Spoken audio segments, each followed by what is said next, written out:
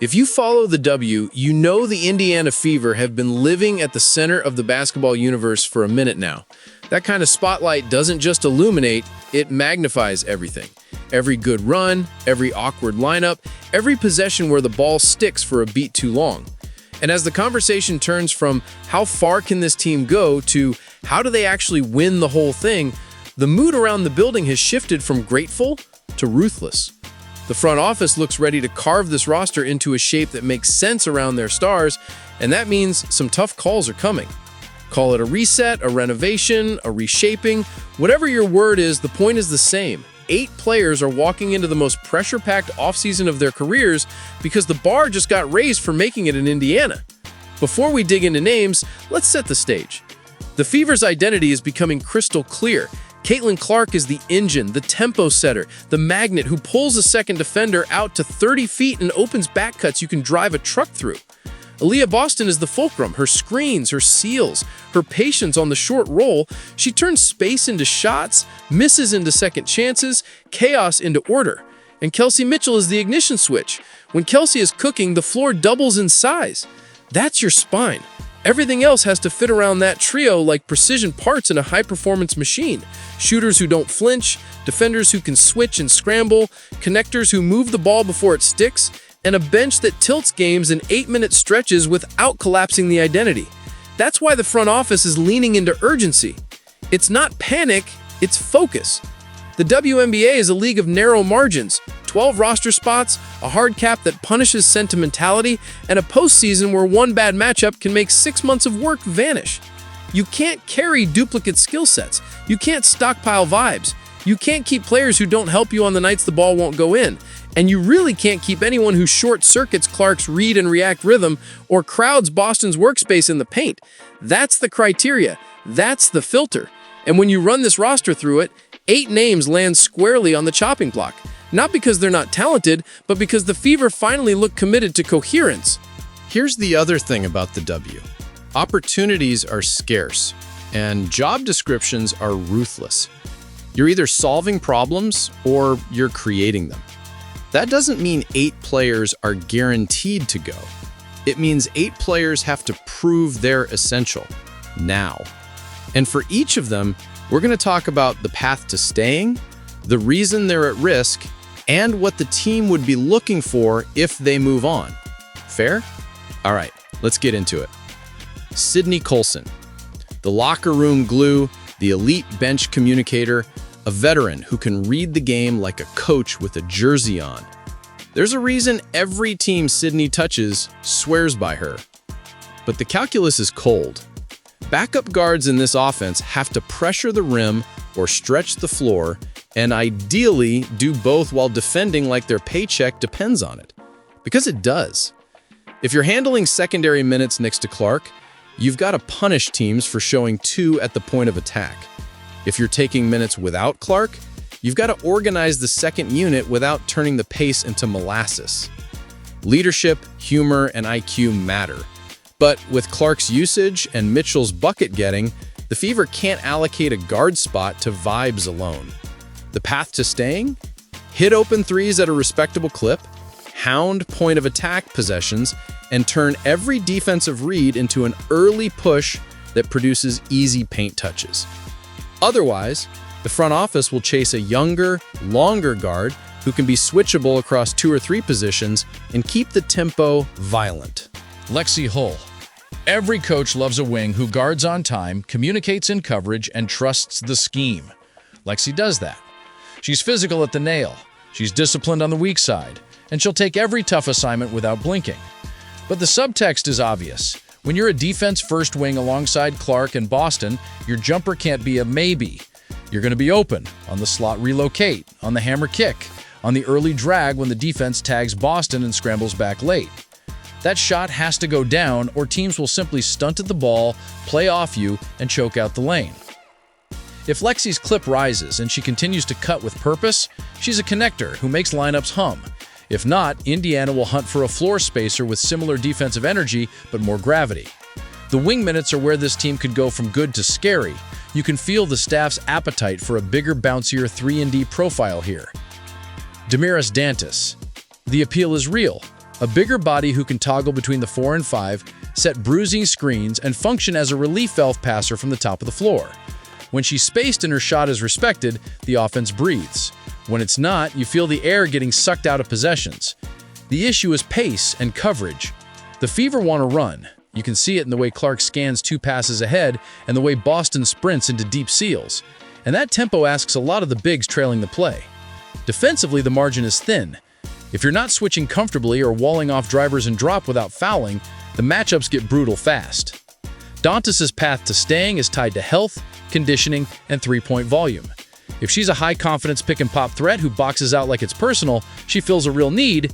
If the shot wavers or foot speed gets exposed in playoff coverages, Indiana will chase a more mobile stretch big.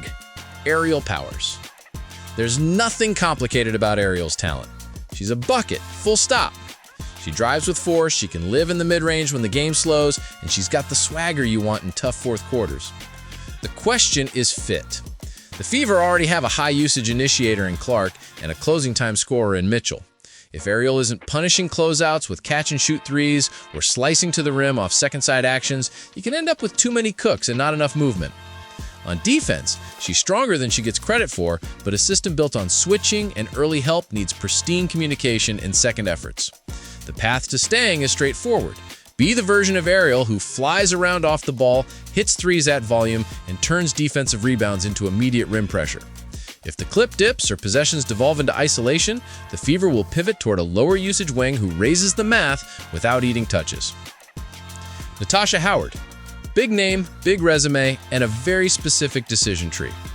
On paper, a front court of Boston plus a rangy, experienced 4 who can face up and defend space sounds spectacular. In practice, you have to answer 2 questions. 1. Does the spacing hold? If Howard is dragging a defender into Boston's orbit, the paint gets crowded. 2. Is the defensive fit additive or overlapping? Indiana needs someone next to Boston who can toggle between switching, tagging rollers, and flying to the weak side glass without surrendering corner threes. Natasha can do a lot of those things, but the cap math and touch distribution are tight. If she's making corner threes, defending on an island, and embracing a play-finishing role when Clark and Boston bend the floor, you keep her. If the ball stops or the lane shrinks, the front office will look for a cheaper, cleaner fit 4 who screens, sprints, and shoots with zero hesitation. Brianna Turner. If you only watch the defensive possessions, you'd think Turner is a lock. Length, timing, rotations. She checks real boxes. She eats glass. She challenges without fouling. And she can erase mistakes with a single help side contest. But the series you win in May and June are different than the series you need in September. When the scouting tightens, lineups survive if 5 players are threats or at least present credible decisions. If Turner isn't a finishing threat on short roll lobs, or if the defense can camp a helper offer into Boston's lap, the offense can bog down. A reshaped mid-range, quicker decisions at the dunker spot, and violent rim running and early offense are the path to staying. If you're guarding the rim on one end, you have to pressure it on the other. If that balance isn't there, Indiana will prioritize a big who trades a bit of help side brilliance for a lot more spacing. Shea Petty. Coaches sleep better with vets like Shea in the building. She's steady, she's smart, and she won't beat herself. But the Fever's second unit has to be a weapon, not just a timeout. With Clark's gravity, those bench stints can blitz games wide open if the backup guard is a downhill problem or a 40% corner sniper. If Shea is setting a tempo that matches the starters, organizing early actions, and competing defensively against shifty second unit guards, there's a lane. If not, Indiana will bet on a younger guard who brings more pop, more size, and more chaos at the point of attack. In this system, fine isn't enough. The reserve guard has to flip game state in 4-minute bursts. Chloe Bibby. The tools are interesting. Size on the wing, a workable jumper, and willingness to bang on the glass. But the Fever aren't collecting maybes anymore. If you're a depth forward in this room, you've got to arrive with one elite carrying skill right now. Elite shooting, elite cutting, elite defense on 2 positions, something that forces the staff to put you on the floor. Bibby's path is to become automatic on the pick and pop, to punish switches with quick seals, and to live on the baseline cutter's timing. If the shot is a coin flip or the reads are a beat late, the team will convert that slot into a specialist who tilts lineups in a very specific way. That's 8. It's a hard list because there's a lot to like in each of those players. Every one of them can help a WNBA team. But the Fever standard is changing from can you help in the right context to can you help this context, this pace, this spacing, this star core. And when you speak honestly about fit, you have to talk about what Indiana likely prioritizes instead. They need wings who shoot threes like layups and guard like switches are fun. They need a 5 who can shotgun screens for Clark and still turn around to put a forearm in somebody's chest and own the defensive glass. They need a bench handler who doesn't wait for a play call, just gets downhill, forces help, sprays it to the corner, and gets out. The blueprint is hiding in plain sight. Make the floor enormous for Clark, give Boston easy angles to own the paint, and let Kelsey punish every scrambled rotation in between. Zoom out to philosophy for a second, because this is where emotions run hottest. People love to debate system versus star, as if they're mutually exclusive. They're not. The best versions of this team have a system designed to amplify a star. Not a script to follow, a set of principles to attack with. Early offense, hit ahead and cut. Middle of clock, 2-person actions with read-based counters. Late clock, get the ball to Clark in a spot where she has 3 options, not 1. The Fever's offense is at its best when it feels like jazz with structure. That takes skill and trust. It also takes role acceptance, which is a polite way of saying some players' touches are going to vanish. The ones who survive can live on the margins and still make a noisy impact. Sprint screens, 0.5 decisions, ghost actions into slips, strong side shakes that turn a hedge into a rim run. If the roster reshaping does one thing, it should remove every "we'll make it work" redundancy and replace it with "this is exactly what we needed" specificity. And yes, the defense matters as much as the jumpers do. It's cool to shoot 40% from 3 until you give it all back on the other end. You can see the Fever trying to get to a place where they switch with poise, protect the middle with early nail help, and rebound with violence. That's where the chopping block reveals something bigger than the names on it: the commitment to two-way players who don't force lineup math. If a wing can't hold her own on a switch against crafty guards, the playoffs will seek her out and put her in the blender. If a big can't cover and drop without the weak side collapsing, the corner 3 will be open forever. Personnel is philosophy because the W is too small for band-aids. So what does this mean for the players who are safe? It means the burden gets heavier and the game gets simpler. Clark is going to live in more too-high actions with double drag looks, and the reads will move faster, hit, respace, hunt the corner skip. Boston will get more empty side touches where her seal is the set and the entry is the play. Mitchell will see the ball earlier in possessions, catching second side with the defense already bent. That's the promise of trimming your roster to exact fits. Your stars stop fighting the geometry, they start owning it.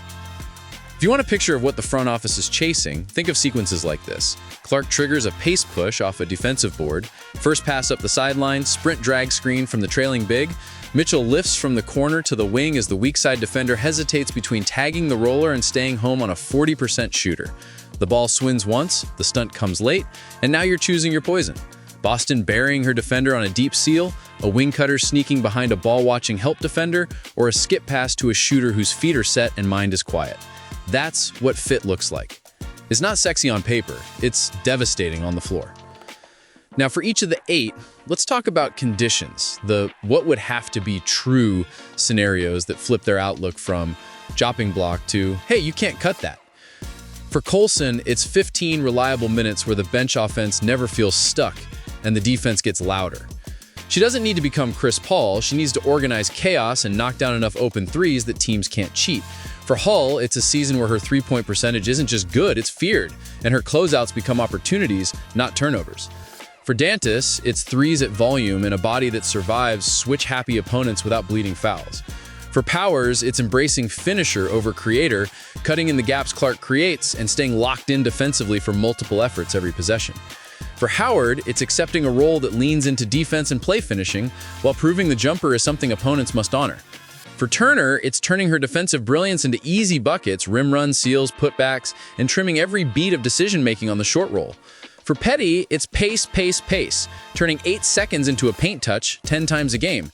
And for Bibby, it's picking a thing, shooting, cutting, or rebounding, and becoming undeniably elite at it. The conversation can't avoid the cap. In a league with finite dollars, every contract is a basketball decision and a budget story at the same time. It's not just, are you good? It's, are you the right player at this number when we also have to pay these other people? The Fever are in that stretch where they have to plan for longevity. They can't devote spots and dollars to overlapping skill sets that clog the lane or stall possessions. That doesn't mean underpaying talent, it means matching price to role. When a front office trims 8 players from safe territory to prove it, it's because they're calibrating every dollar toward a specific style. If you want to roll with touches and a check that matches it, your game has to keep Clark and Boston's lanes uncluttered. There's also the psychology of a roster reset. Coaches love veterans because veterans make fewer mistakes. GMs love ceilings because ceilings win in June and July. Fans love momentum because momentum feels like destiny. But a team in Indiana's position needs a mix that tilts towards ceiling players who still play error-free basketball. That's a narrow group, and it's why the chopping block isn't necessarily a graveyard, it's a challenge. The staff will be watching who can be coached hard, who can adapt mid-series, who can learn a new coverage on a Wednesday and execute it on a Friday. You stay by being versatile and low maintenance, not just talented. Let's talk rotations, because this is where the 8 decisions cascade into something visible. The ideal starting group is obvious. Clark and Mitchell in the backcourt, Boston anchoring the middle, and 2 wings who defend and shoot without needing the ball. If one of those wings is a bigger forward who can credibly guard up a spot, the Fever can switch more easily without compromising the glass. The second unit needs a handler who can pick up the pace instantly and a stretch big who forces the opponent to defend the full arc, even in bench minutes. Every player on the chopping block is competing for one of those 2 archetypes, a pressure wing who makes lineups elastic, or a bench organizer who keeps the advantage machine humming. Now, imagine how playoff series tilt when the archetypes are right. Teams will load up on Clark high and try to make the ball leave her hands early. They'll body Boston off her spots and bring late digs to bother her footwork. They'll chase Mitchell off the line and dare the 4th and 5th options to decide games. If those 4th and 5th options are automatic shooters and chaos defenders, the scheme breaks. If they're iffy shooters or foul-prone help defenders, the scheme thrives. That's not drama. That's the difference between a 2-1 series lead and watching Game 4 on the bus knowing you're a bounce away from elimination. There's a human side to all of this, and it's okay to say that out loud. 8 players hearing their role security questioned at once isn't just a spreadsheet update. It's a wave of doubt that tests a locker room. The coaching staff has to communicate cleanly. Stars have to model accountability. Teammates have to compete for minutes without turning every practice into a grudge match. That's the delicate art of culture, telling the truth without breaking the room. You can see why teams that survive this phase come out sharper. Everyone knows what the team values. Everyone knows how to earn a jersey. That clarity is a gift, even if it stings. If you're wondering what kinds of new faces would replace the players who don't make this next cut, the profile is straightforward. Long, springy wings with quick releases who love to run. Bigs who set screens like they're trying to ditch somebody, then sprint into space and hit trail threes like clockwork. Guards who can shift from on-ball to off-ball in one possession and still defend on the other end without fouling. The front office will look at players whose film shows they thrive next to advantage creators. That means they relocate without being asked, they cut when the defender shows 2, and they shoot when their feet are set. Simple, ruthless basketball. One under-discussed benefit of trimming this many roles to prove it, practices get harder. When your bench is full of players who are fighting for their lives, every drill feels like a game. Your closeout drills get louder. Your shell gets tighter. Your scrimmages turn into labs where the best combinations win real stakes. That iron sharpens iron energy is how you build a team that doesn't flinch in a deciding game when the crowd is hostile and the whistles are tight. And make no mistake, the star trio's lives get better with the right cuts. Clark will spend fewer possessions probing a set that isn't built for her. She'll hit a teammate who's already moving, not waiting. Boston will see 1 body, not 2.5, on most low block catches. She'll have better angles for drop steps, cleaner windows for kickouts, fewer bruises earned for nothing. Mitchell will get delayed drags and empty corner isolations with a weak side shooter who cannot be helped off. That's how a team evolves from fun offense to elite offense. The ball moves earlier, the shots are cleaner, the defenses tire faster. Let's circle back to each of the 8 one more time because this isn't a hit list, it's a roadmap. Coulson can still be the veteran voice who wins close games, but it has to be attached to lineups that score. Holt can be the defensive conscience of a playoff rotation, but the jumper has to make opponents pay for doubting. Dantas can be the pressure release valve who calms chaotic possessions, but the feet have to keep up in switches. Powers can be the fourth quarter axe, but only if she's also the second quarter cutter who keeps the possession flow. Howard can be the quiet pro who makes stars' lives easier, but only if the floor stays wide and the defense travels. Turner can be the oxygen mask for bench units on defense, but she has to breathe pace into offense too. Petty can be the coach on the court who steadies stormy stretches, but she has to keep the gas pedal down in transition. Bibby can be the developmental story that pays off, but her calling card has to flash so bright that it forces minutes. Fans are going to argue about all this, and they should. That's part of what makes this era thrilling.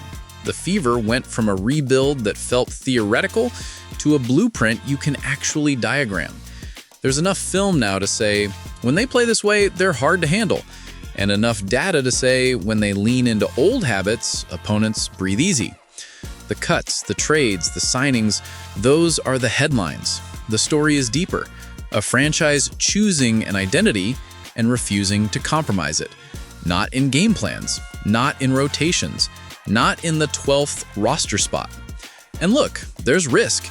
If you slice away too many veterans at once, you can overload the locker room with inexperience. If you chase shooting at the expense of defense, your playoff ceiling drops. If you prioritize switchability without rim protection, you die by 1,000 layups.